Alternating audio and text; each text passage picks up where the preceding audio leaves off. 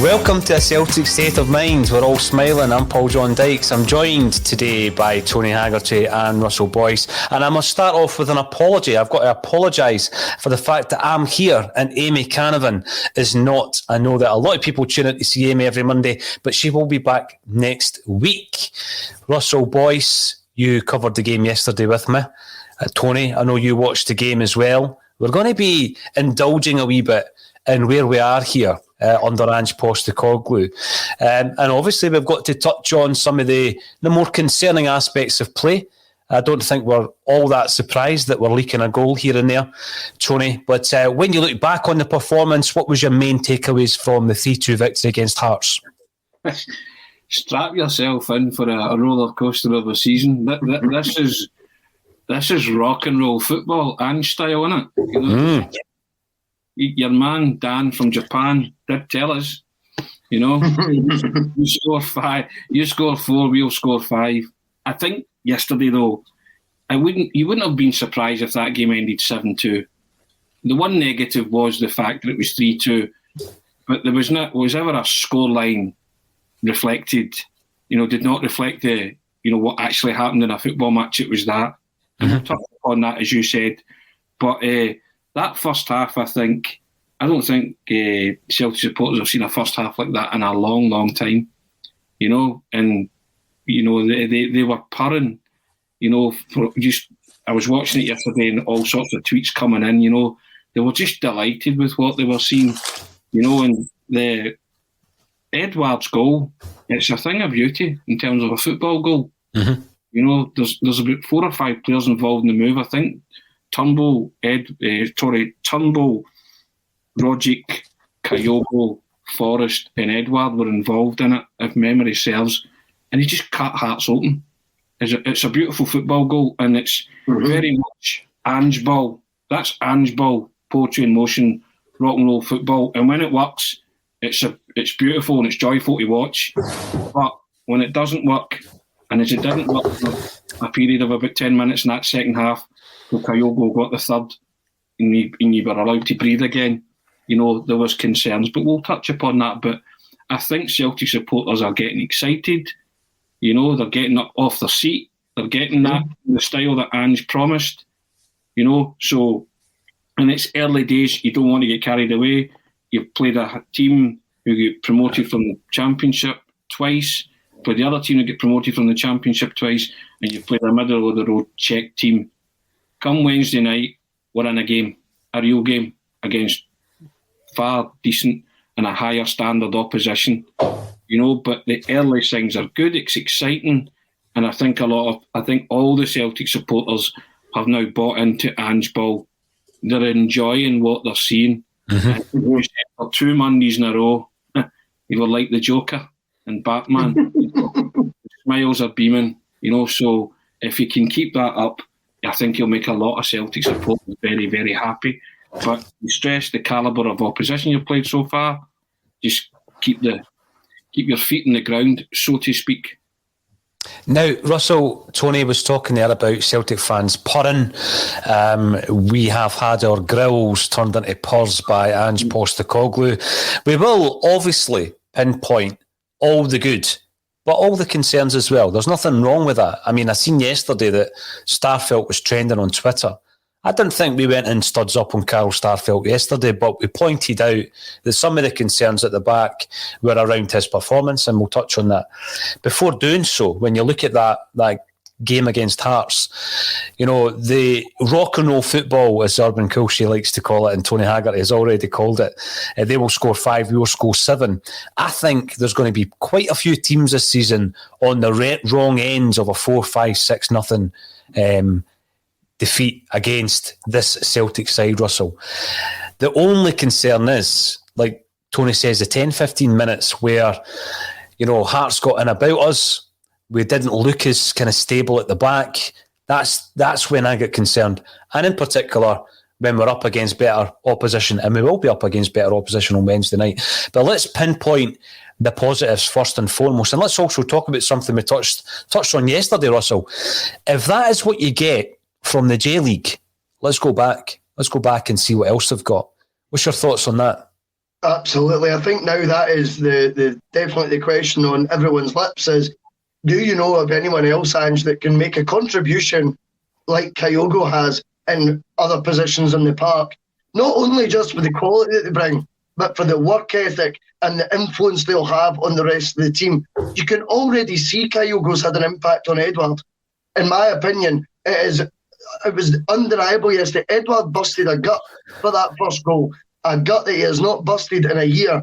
And I do believe, whilst the manager obviously gets a lot of the praise for that, I think when you're watching a guy in your position doing that, it inspires people.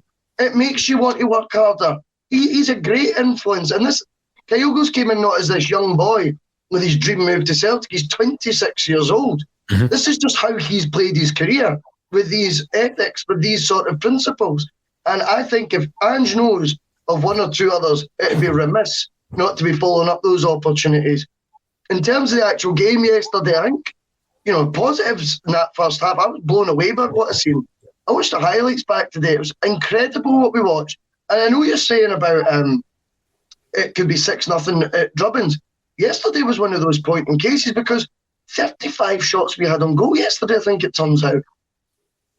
35 shots on goal. Now, we will play better opposition, but I think the team's ready to play better opposition now than what they were at the beginning of the season. They're more ready now. I'm not saying it's the finished article by any means, but I feel more confident going into the Alkmaar game now than what I did when we played Midtjylland.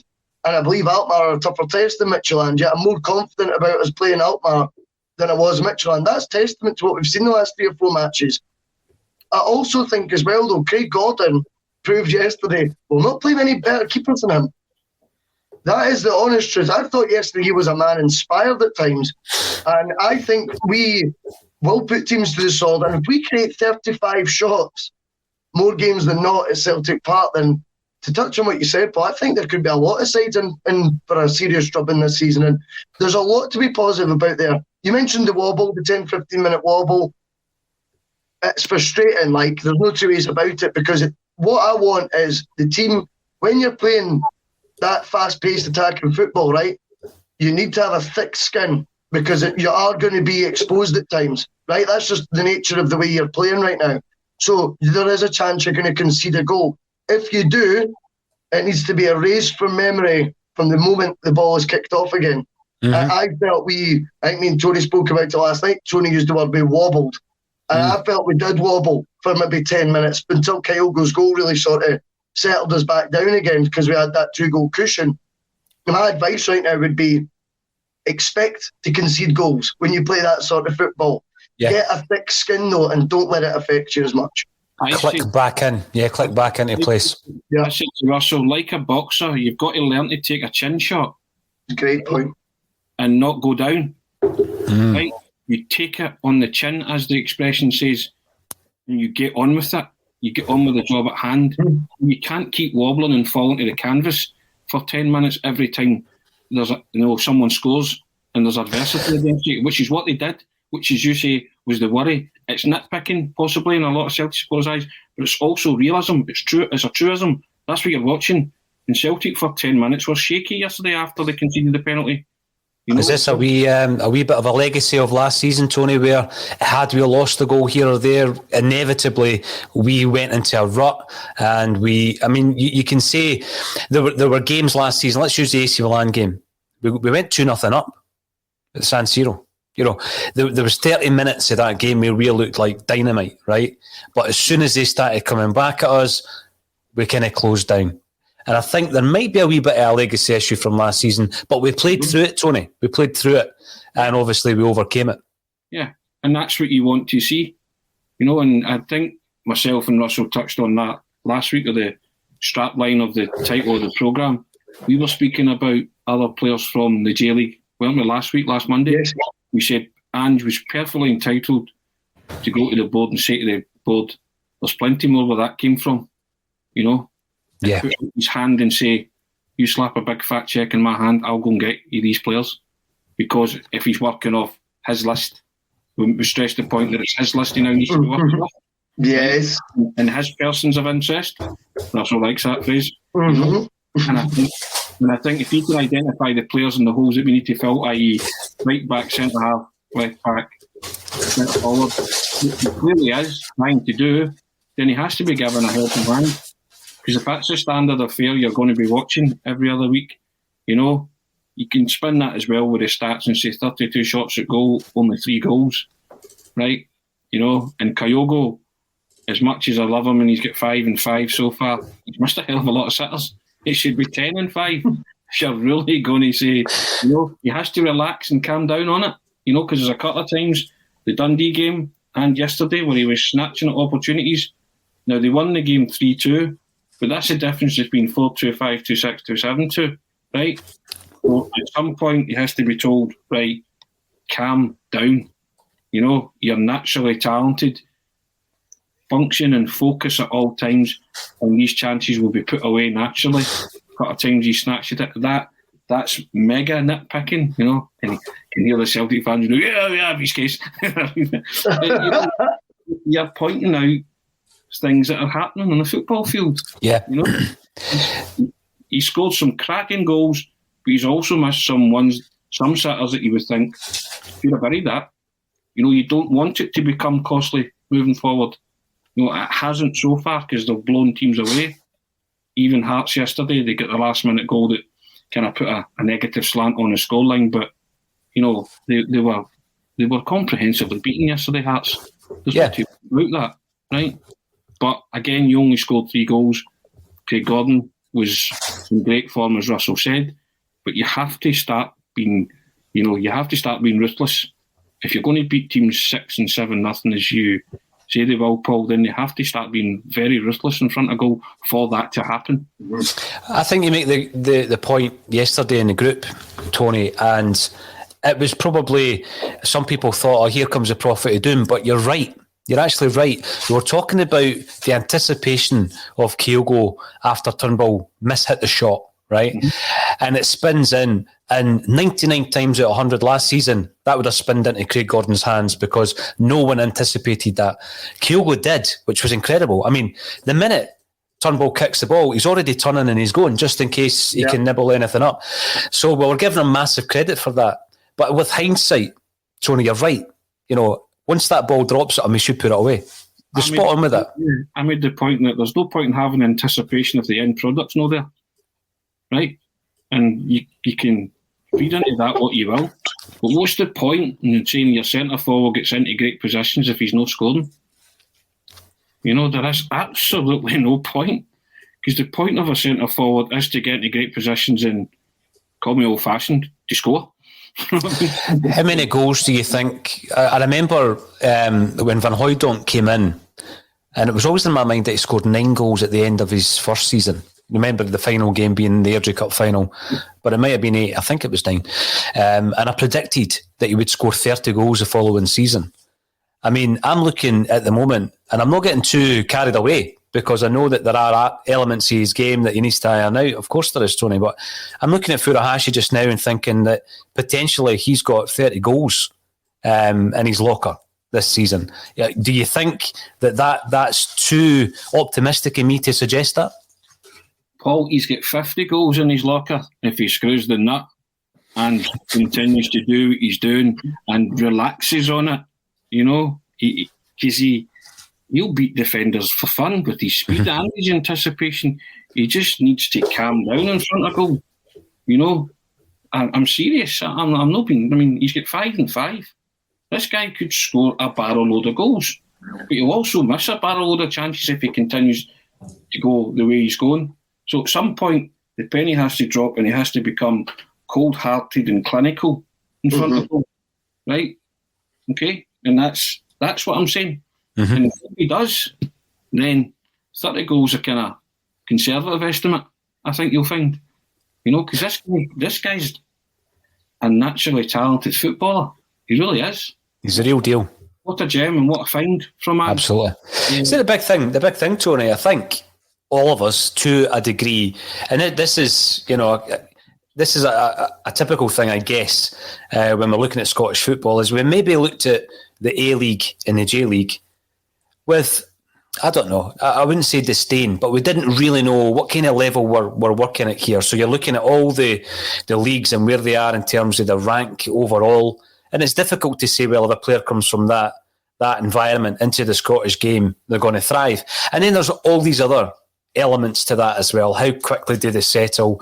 How physical are they? And I think Furuhashi is very physical, actually, and I think he's going to look after himself, no sweat. But now that he's come over and he's been a success, I think it's at that point, Russell, where there's a little bit more confidence where you think, we could do this again. We could bring in another couple. It's less of an unknown quantity, isn't it?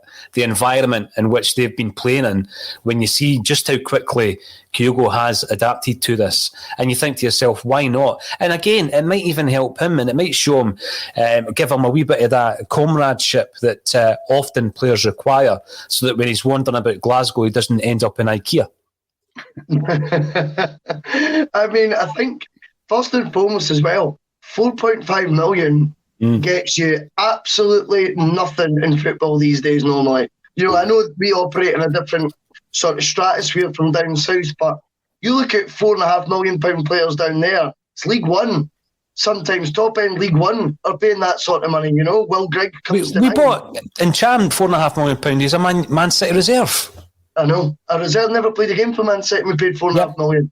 We've got this guy coming in, Japanese international, obviously a player Ange has watched at close quarters in the J League over a couple of years, and I just think that money is so well spent already. I noticed as well, see the other thing that, and I don't like, and we like the football side of things and all that, but you can't turn a blind eye about the business operations at Celtic as well. Now, their Twitter feed, I don't know if you've seen this, they've set up a Japanese written one, Twitter page, official one. 19,000 followers it got in the first 5 days. Now, you start then converting that into merch. How's the ACSOM one coming on, Boyce?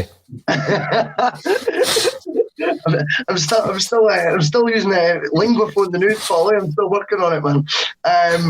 But I mean, I just think that sort of, you look at that market you're tapping into, both on the pitch and off the pitch, £4.5 million becomes a paltry sum.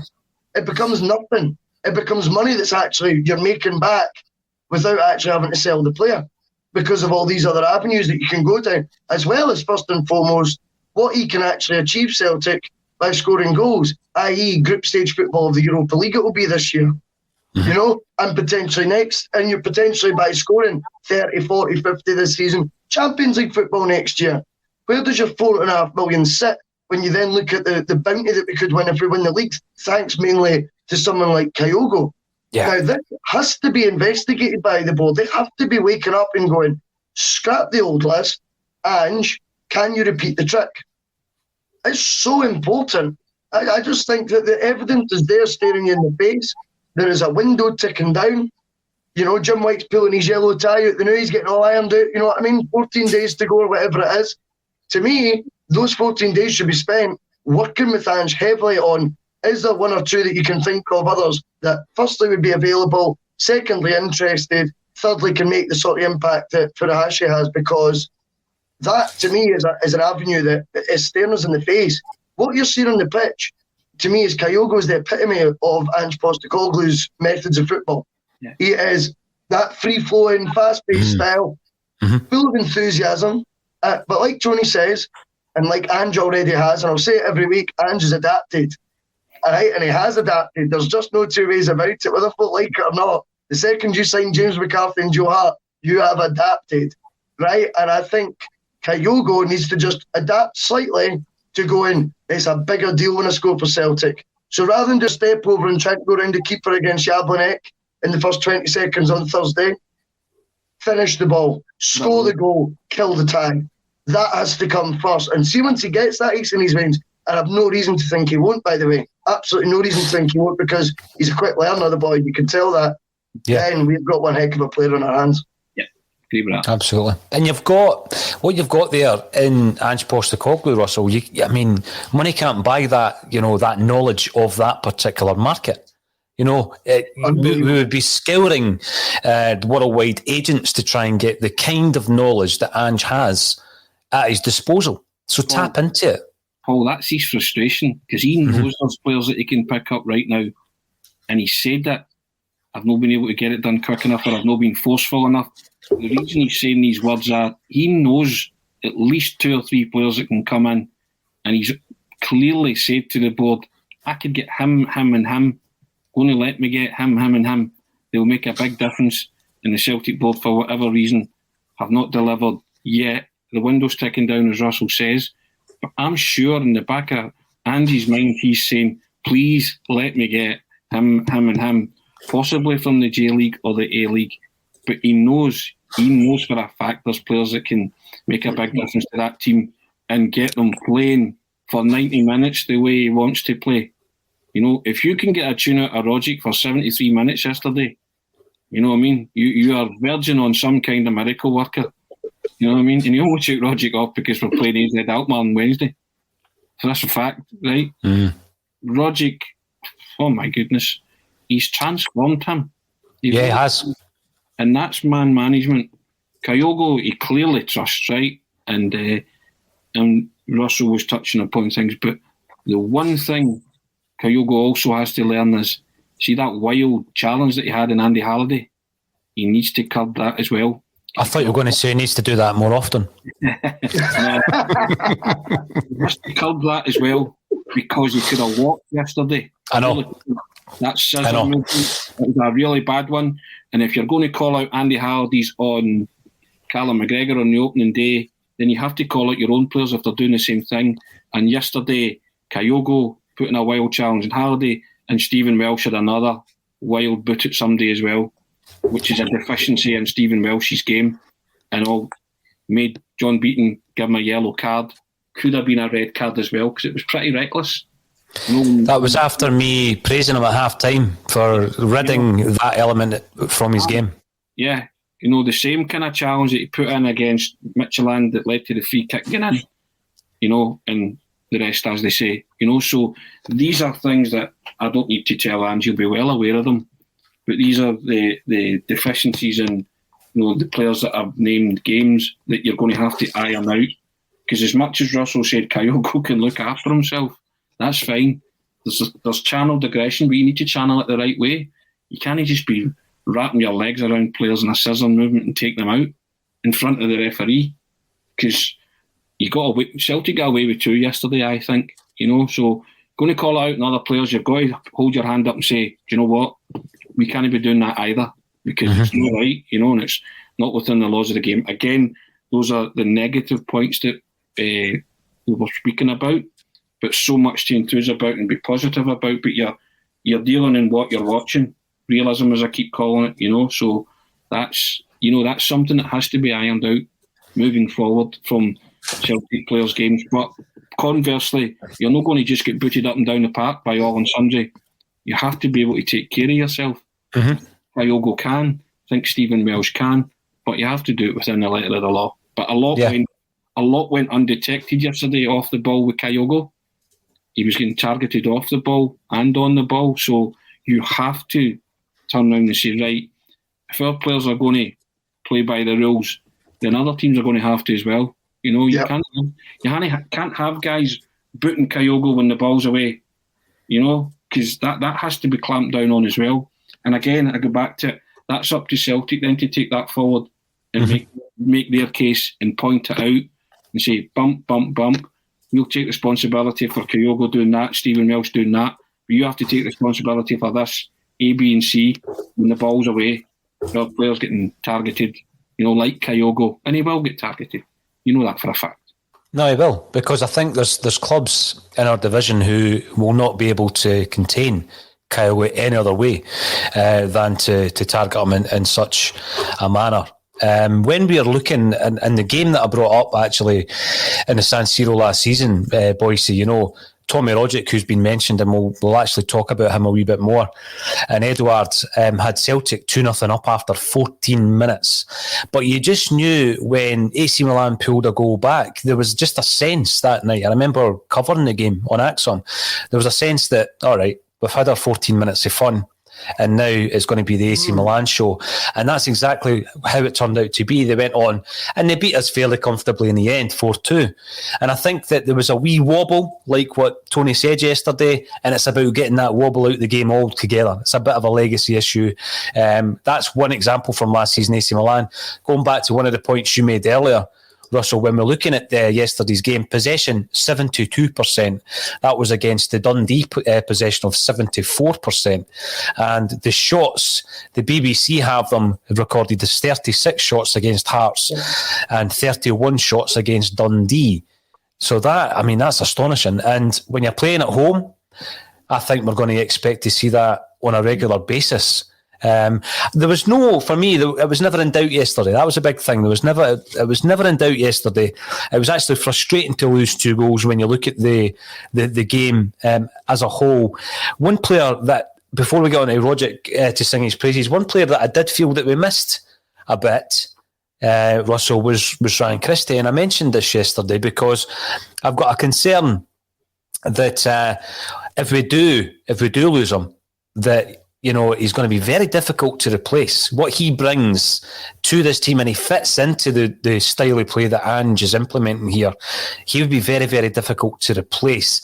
And I think we were talking yesterday about taking it on the chin and realising that, we might have to run down the contract here and not sell him for 2, 3, 4, 5, whatever we might get him in today's market, in the next 14 days, but get the performances between now and the end of the season that he's shown so far. I just think it would be very difficult to bring in a like-for-like replacement on Ryan Christie at the moment.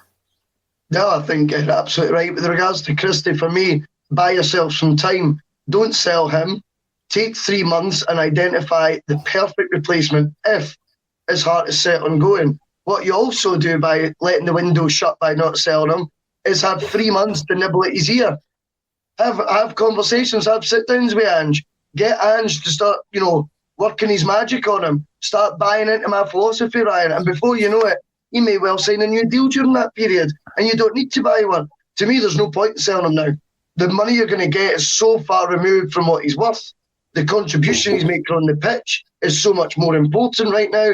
And the timescale we've got to find a replacement does not equate. It's not going to work. You're going to get a loan signing. El Yunus will be back the door before you know it. And you know what I mean? And it's, disrespect to Moy, but it's just not what we're looking for, So if all aspects looking at it, you keep Christie now. End of story.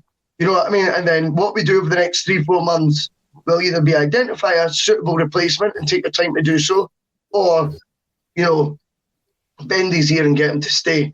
Just to talk about the legacy issues with Ange as well, like you were saying about the AC Milan game and that. Now, obviously, was very concerned with a lot of stuff that I read about Ange, and I felt the gushing over his record was, to me, very unbalanced. I wanted to balance the narrative and say, well, look a wee bit deeper here, and it's not all that. It's not as amazing a record, I don't think, as was getting painted. Anyway, what he has done, and what I thought was going to be impossible, is take a team for 25 points behind and, get them playing Ange ball quick enough that we would be dominating and getting 36 and 31 shots at home in our first 2 home domestic matches of the season. I didn't see that being possible till perhaps the second half of the season, which then led to my concern he might not even make it that far. Do you know what I mean? But what he has managed to do is shift a lot of mindsets, i.e. your Tom Rogic that you're talking about, Paul, shifted a lot of people's attitudes. A lot of their styles of play is completely transformed in a minimal period of time. Whilst it's still frustrating we went out the Champions League, that will now be looked at, I think, at the end of the season as a, if only we had been 3 weeks ahead. Do you know what I mean? And all this had happened 3 weeks earlier.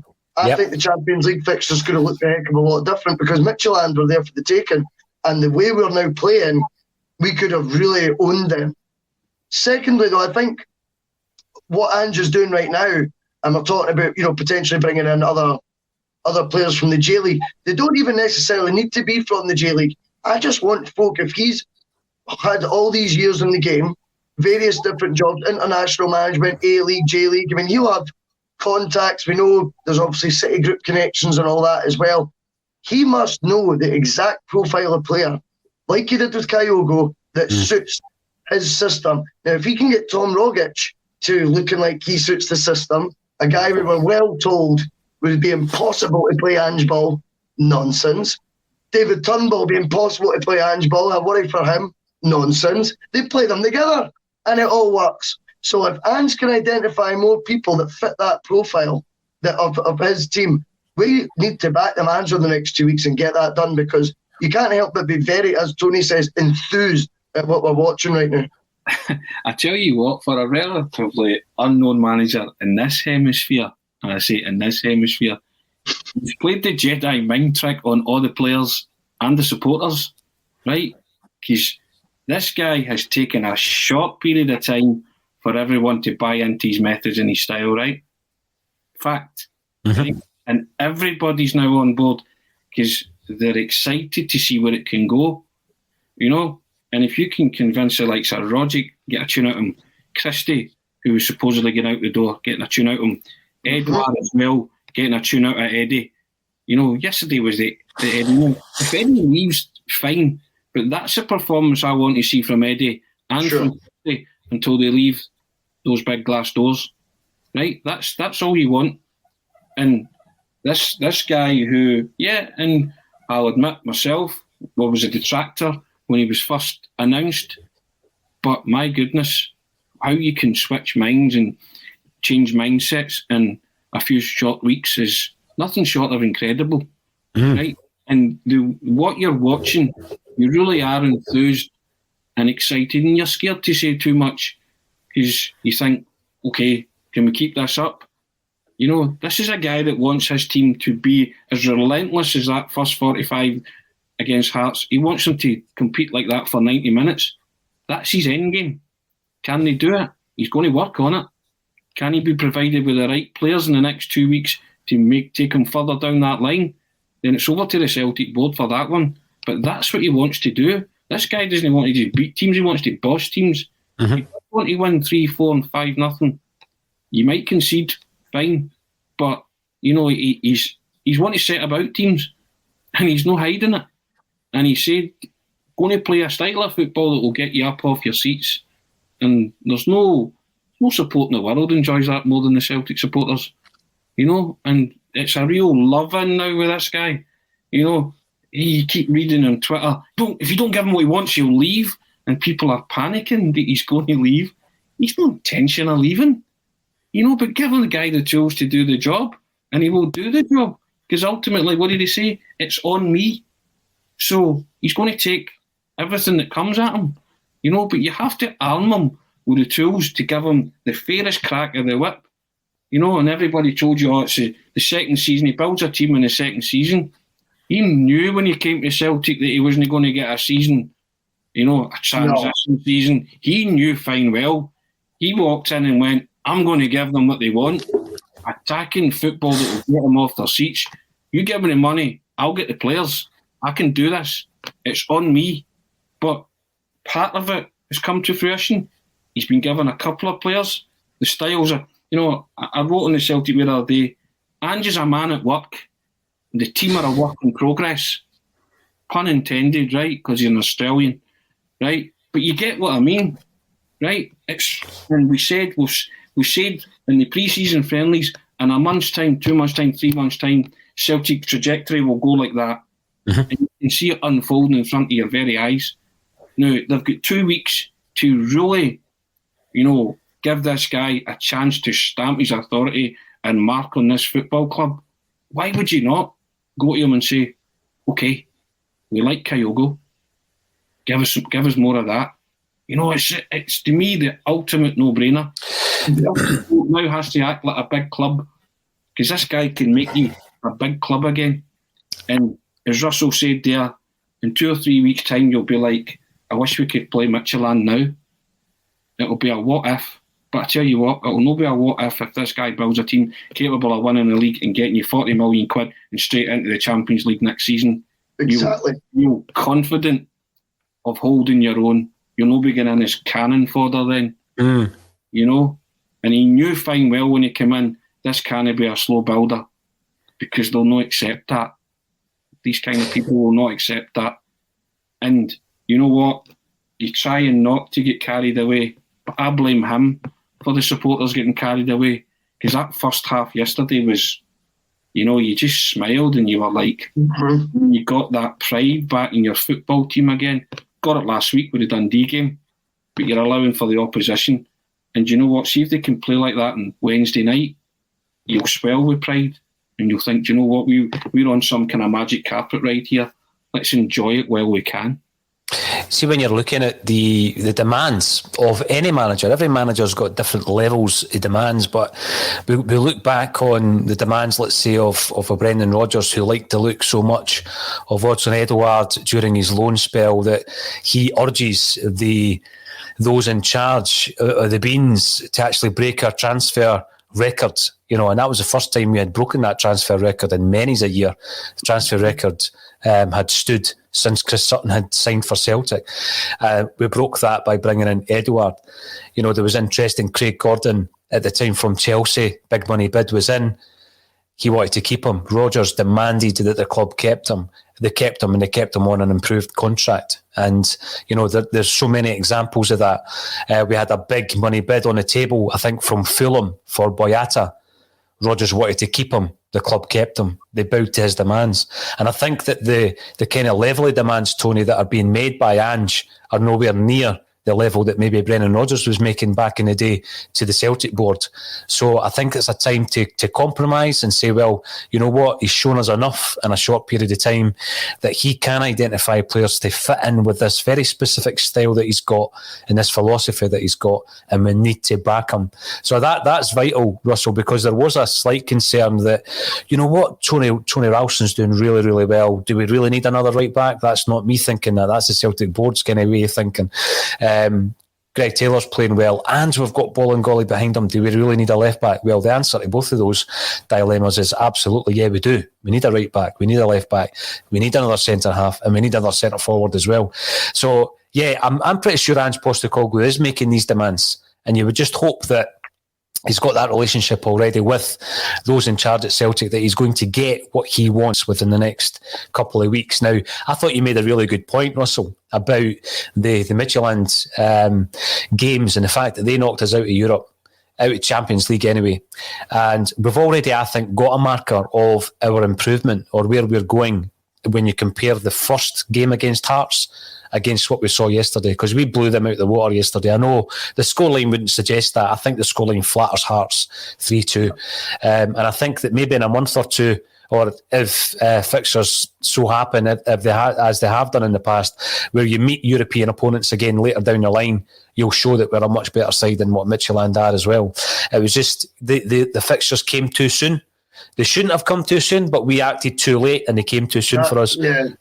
And that's where we are with that. If you've got Postecoglou, who's not been in the door that long, and he's got Tom Rogic playing the way that Rogic's playing, Ryan Christie playing the way that he's performing, Tony Ralston playing like a man possessed. Like, we've never seen this from Tony Ralston. He went on a mazy again yesterday. He just didn't get his shot away at the end. And I would maybe even throw Greg Taylor into the mix here as well. Say he's performing really well within the system. David Turnbull, yeah, there was reservations about whether or not he could play in Angie's setup. He's playing really, really well. And we spoke pre-season about managers coming in, Russell, and transforming the careers of Celtic players. There's a handful already who are performing far better than they were under the previous manager. Absolutely, no two ways about it, what Postecoglou is doing. And what I like, Johnny was saying about, he's got everyone on board, he's done a Jedi mind trick. It's all very understated how he goes about his business, apart from the most important area, on the pitch. He's expressing himself on the pitch, yeah. Is when his character is the real Ange is being shown is on the football pitch.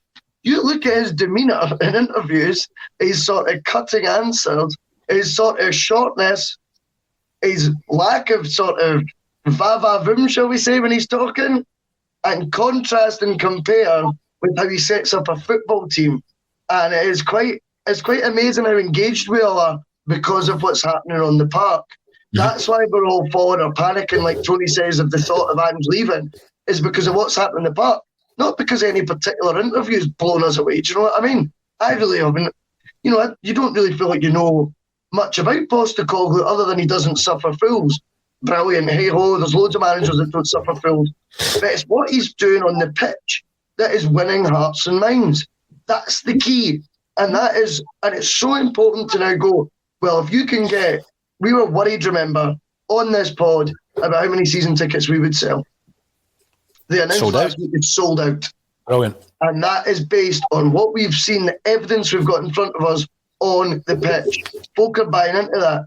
Why would you not then go, even if your expertise aren't football, but you like to make football decisions like it seems the Celtic board or certain members certainly have in the past, why, when it's benefiting business, what's happening on the pitch, what Ange's dictating and can influence is benefiting business, why would you not further that down the line by going one or two more players from that market or that you know of?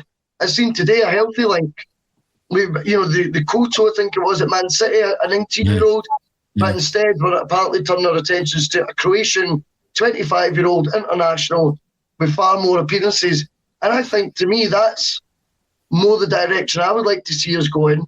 I think there has been a shift change in the transfer strategy slightly. Let's keep it going that way because it's all there in front of us on the green stuff. What's happening is unbelievable. And I also think as well, Celtic this season, and my bold prediction is, I think there's a chance they're going to put 10 past the team domestically this season. I know that is going out there. But I'll tell you the reason I say that. 36 shots yesterday. You're only converting 1 in 3.5 shots. Now, we've beat teams 5-0, having only had 10 on target, so I think there's a chance we could put 10 past the team this year. There you go. I like a bold prediction. We'll come back to this. I like that bold prediction, Russell. But Tony seems a wee bit more reserved about it. I'll just say settle, petal, cool it, bullet. You know what I mean? So just. No, I think we could. I think what from the evidence that you've watched so far, then I think that's why everybody, as we said, everybody's enthused, right? And again, going back to talking about Kyogo, he develops that ruthlessness in front of goal, then you might see something approaching the double figures that you're talking about, Russell. But it is still pretty early, and chuck it out there, Tony. It's a bit of bait, mate. Come on. It's a sweeping statement that you've just made, and we'll come back to you if it does happen, and we'll say, "Yep, you predicted that." But listen, I don't think I'll get. We will. I definitely will, Russell. I definitely will because I said this to you before that people do focus on what you get wrong. They do. Yep. I mean, we're on here every day talking about every nuance of Celtic Football Club, and people tend to focus on the things you get wrong. You're going to get some stuff wrong. But I gave credit to Colin Watt the other day because he predicted that Dundee United, not only would Dundee United beat Rangers, he also predicted that that Wraith Rovers would beat Aberdeen.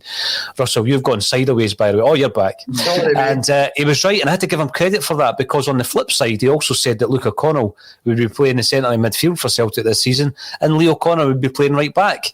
So you've got to there's a balance there. You get some right, you get some wrong. If you're going to credit people, then you have to credit Laura Bradburn, who called him Watstradamus on the group. He did. That was very good. You have to turn around and say that's class, that's patter, that Watstradamus did like that. So I like it. Let's bring in some of the comments because we are going out on more platforms. We're going out, I think, on 8 or 9 platforms now. We want to make sure that the viewers are getting involved. Ryan Kelly comes in to say good afternoon, ACSOM and fellow Celts. Can anyone tell me how to write ACSOM in Japanese so we can update that? That's part of the merchandising push that Russell's given me an idea on. Lanky67 comes in. It was amazing being back to Paradise yesterday. What an atmosphere and superb performance from the boys. I can't wait until tomorrow getting tickets for the Alkmaar game. Quite a few tweets coming through saying people were struggling to get their tickets and they were in queues, and the same thing happened the other night as well, and the ticket office need to have a look at that. Alan Robertson suggests that perhaps Sorrow and McCarthy need to play on Wednesday for a little bit more protection. Do you agree with that, Tony, or do you stick with the winning formula? I think you've got to go with a winning formula. I think Andy's very quickly realised it's a results-driven business. He wants results, so I think the substitutions will give you a hint of what he was planning for Wednesday night as well. he's going to try and blow them away the first leg again, if he can, so that if they do face adversity in Holland, then they might have enough of a lead to cope and take a dunt on the chin without wobbling. You know what I mean? I think this is all part of the strategy moving forward. He's not blind. He'll see all that, the stuff that we've alluded to. So, but I think the onus will be on Celtic to build up some kind of healthy lead. Remember back in the Celtic days when you would play a team in Europe and you would say things like, if we can get a 2 or 3-0 lead, to take over there, that was the kind of chat, right? And when you beat Real Madrid 2-0 and you were thinking, it's not going to be enough. Stuff like that. I think Ange wants to bring those kind of days back, especially on European nights. Build up a healthy lead if you're going away in the second leg, to protect that kind of stuff. Whereas in the past few years, you just never trusted Celtic at home, and especially not away in any European tie. So I think it might be a throwback to that kind of time. And I think the way he wants to play certainly leaves Celtic, that's what he wants to do. Celtic are going to try and win 2 or 3-0 or more if they can on Wednesday night. A 10-0 as Russell would predict, But you know what I mean? That gets you excited right away, because you're going to watch a team that's going to go out to score goals. And with the away goals rule scrapped, then the onus is on teams to go and attack and score, isn't it? It's like, what's the point in sitting back, and trying to hit in the counter, stuff like that? There is no point. Use all your advantage of the home ground, the whole home support. Yeah. And that ground floor, the full stadium, we're up to. Imagine Celtic did win 3 or 4-0, say, stuff. How good would you feel? And it just another momentum builder again. So that's, and you want to test yourself against a team like Alkmaar, because you want to see if you can come through adversity of which you might face in that particular match for more than the 10-minute wobble yesterday. So you have to keep playing better opposition to test yourself, and Ange knows that. So that's in the back of his mind as well. It will be a big test. I know the old football cliche of taking a game at a time. I tend to look at maybe the next 4 or 5 fixtures as a collection of games as we enter the match against Alkmaar, that is followed up pretty quickly by another home tie against St Mirren before going for the Alkmaar away tie, and then it's Rangers at home. So I tend to look at the fixtures in that respect. Boyce, 4 big games coming up, but we need to keep the momentum going. When we look at that first game against Midtjylland at home as well, it could have been all so different had Beaton not been sent off, and then the momentum might have actually continued a wee bit earlier than it has done. Christopher Burke comes in. Ralston has been superb. I've slated him. Fair play to the boy. And Cairns, love it. Ralston Dino, absolutely. Although some people are disagreeing that Taylor is playing well, and one of which is the underwater cabbage salesman. I wonder if that really is his occupation. Taylor playing well? Nope, certainly not. So obviously you can see two sides of the coin there. I still think we need a new left back. Where are our priorities, Russell Boyce? If we go out and buy 4 players in the next couple of weeks, and I hope we do, what positions are we choosing as priority positions? Well, I know the fullback area is probably the ones identifiable. Let's flip it and say, if you've got one signing you can make, you can only buy one, what position would you identify? And I would say centre-back for some reason. Centre-half. That is my... When I watch the matches, I know Taylor and Ralston perhaps aren't the answers, especially when Ralston's got absolutely no backup now option behind him, because, as Lawrence points out, he is first choice right now, and whoever comes in has to compete with Ralston for that jersey. It's very much made it his own so far. But for me, it's centre-back. I can only go by what I'm watching, and I would like to see an experienced centre-half in there. And I would like to see it be played with either Starfelt or Welsh. And I see Julian then not being rushed back, which would be a concern.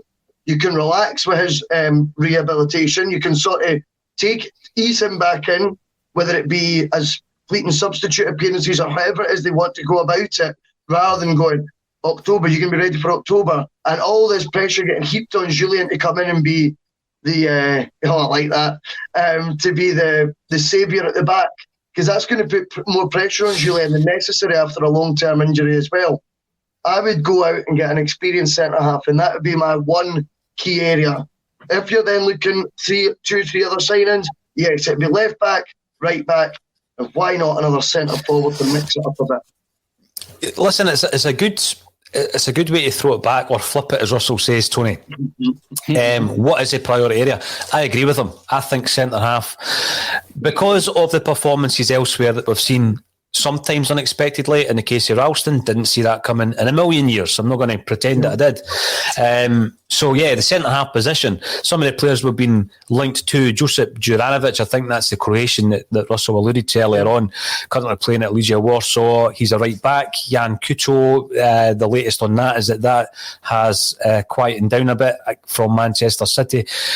Thomas Henry, apparently Celtic is his preferred destination, but a deal has not yet been done. And, of course, Liam Scales has been discussed time and time again in terms of playing left centre back as well. So we're always going to be linked to players, Tony. But do you agree with Russell in terms of the priority signings? Priority, yeah. Of course, it's a centre back, and it's Gary Cahill. Go and get him. Go and ask the question of Gary Cahill. He's doing nothing, to my knowledge. Not got a club. He's the man who could. It's just what he brings. It's like a Joe Hart signing for me. It's the experience and the wealth of football knowledge, and he would probably, you think Ralston's playing well now. Imagine playing alongside somebody like that. He would improve him even more. So I just think somebody like that, and it's also, I think, to me, that would be a kind of statement of intent signing in terms of, we're bringing in this guy because we want to improve as a football club. He will help improve that back area and help this team improve as a football club. I just think that is a no-brainer for me. People can question his age, but I think he would love the challenge. Come up here and try it. Most guys who've came up from down south love it up here. They absolutely love it and they end up raving about it when their career's finished. Mm-hmm. Give it a try, and give it a try under the new manager, because there seems to be something stirring in Glasgow's East End. Why not be part of it? Why not want to be part of it? And still prove that you can be box office. Because 60,000 punters would love Gary Cahill every other week. They would chant his name from the rafters. And it's just that, I just think he's a tried and tested footballer. But Ange, he'd probably target centre forward, Thomas Henry, if that's how you see his name, and say, I can maybe trust the guys I've got in the back. All out attack. You know what I mean? The horses for courses. If you would give him one sign, he might think, okay, I'll gamble on this and go for Henry. Thomas Henry, the big man up front. And that's fine, because you know what? I would trust the manager's judgment implicitly. Yes. If you turn around and say to me, I had one signing, I want to make it him, I'd say, okay, we'll trust you moving forward. You've not done much wrong. Midtjylland was in too late to do anything about it. Hearts again as well, just trying to cobble everything together. Now things settling down, and he's shown what he can do. So if he turns around and says, you know what, we're going to sign Thomas Henry, centre forward, you would go like, fine, trust him, let him go on with it, and let him keep coaching the guys at the back to play the kind of football he wants. But I also noticed yesterday Joe Hart coming out and booting it, didn't he? Twice. A few times, yep. Times. You commented on that. Mm-hmm. Celtic and Russell spoken about that as well at length. You adapt. You're not playing football for the sake of it. If there's a clear and present danger, it has to go. Defenders have to be told. And Starfelt got caught out because he didn't see the game in pictures. He thought he'd mopped up the danger, but forgot to look around him. Switched off. You have to be switched on at all times. You want to play football, fine, and I get that. But, he took a terrible first touch, and then next time he was trying to wallop it up the park. And see if he was in doubt. He said, I just wanted it first time, and just turned around and went, I'm sorry, I didn't feel comfortable with that ball coming across. I dealt with it. Mm-hmm. That's how you deal with things. You don't make mistakes, because it costs you goals. And it's going to be costly if Celtic keep doing that, the defenders. I want my defenders to play football. I want every Celtic player to play football. It's preposterous to think that you wouldn't. But there's a time and a place. And that goal changed the nature of that football match yesterday for 10 minutes until Kyogo scored the third. And see, against clinical or more clinical opposition, that 10 minutes can not turn out to be a wobble. You could end up hitting the canvas in that short space of time because you could be hit for one or two. And that's my concern. Because it took a wee while to drag themselves out of that kind of wee slump, that you said was a kind of byproduct of last season. Yeah, habit forming. Break the habit. Aye, that worried me slightly. Because Hearts boss Robbie Nielsen made one substitution yesterday, brought on the boy Gianelli, didn't he? Yeah. Yep. And that one substitution through our back line. He done it in the cup final as well, though, Tony. Remember? Yeah, he did in the cup final. Yep. And it threw our back line completely out of kilter because up until then, up until the penalty was given away, they were in cruise control. Yet adversity, one goal against, and for 10 minutes they were all at sea. Everybody in that team was all at sea, not just the defenders. They weren't picking the ball up in midfield, and the forwards weren't getting a hold of the ball. And you were thinking, again, I thought back to the cup final, are they going to come back from an impossible position? Only for a few minutes, and then Kyogo scored and calmness was restored. But against more clinical opposition, you're going to get punished. That's all I'm saying. And they need to be able to cope and react to adverse circumstances and not hide for 10 minutes or go into some kind of shell for 10 minutes, because it can't. These spells and matches, games are won and lost in these kind of spells. No, you're absolutely right. Now, just on the point of the Londoner, hit the like button, boys and girls. Yeah, please do if you're watching on YouTube. If you are watching on YouTube, get subscribing. We have loads of prizes to the point where it might even be a multi-prize giveaway some months, because we do have a lot to give away. All you do is subscribe and you're in the draw every single month. This month, it's a Platinum Fratelli's disc. Next month, it's going to be a number of concept jerseys. Last month was the Verve Platinum disc. Still haven't sent it out, but it's on its way. Mick Doran, it's just obviously couriers, etc. Bear with me. Now, I do want to speak, though, because as I said yesterday after the game, Starfelt was trending on Twitter. When I had a look at that, a lot of it was critical of Starfelt. I felt our criticism of him yesterday, Boyce, was balanced. I felt it was balanced. And I think even more so now when you're looking at the fact that we're saying, listen, it's still a makeshift defence. He made his debut against Hearts alongside Beaton. He's playing alongside Welsh this time round. He's got a new goalkeeper behind him. We're taking all of that into account. He's obviously learning the Scottish game. He's learning the way that Ange plays his football. We're taking all of that into consideration. But with all of that taken into consideration, Russell, do you have any concerns at this stage for Starfelt, or do you feel that some of the criticism was a bit over the top? There was a penalty yesterday given away by Starfelt. We discussed it. We apportioned the blame on the player that gave away the penalty. That's what happened. That's what happened on the pitch. We then balanced it with saying he's Swedish. His most recent league that he played in was in Russia. He's now in Scotland. It's an unusual career trajectory.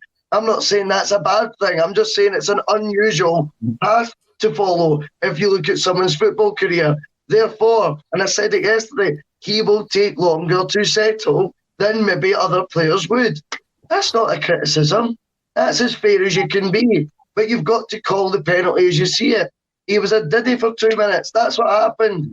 He lost his concentration. He completely bottled it once he realised Liam Boyce had swept in and took a wild swipe. It's on him. That's just a fact. That's not because Carl Starfelt's, the going to be the worst player ever for Celtic by any stretch of the imagination.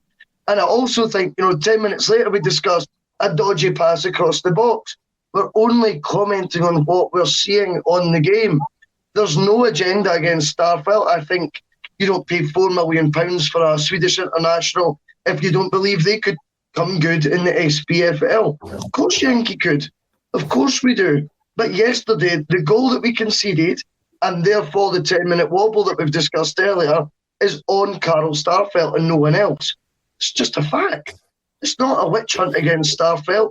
Like you rightfully say, his name's trending on Twitter. A lot of people probably went in studs upon Starfelt. I felt we did look at all the mitigating circumstances around his transfer, around the adapting period, keyword, adapting. And you now look at the actual incident in isolation and apportion the blame to Carl Starfelt for it.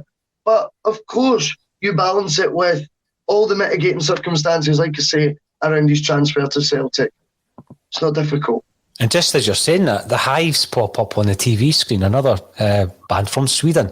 Tony, what's your thoughts? Because, yes, as Russell quite clearly said there, we take everything into consideration.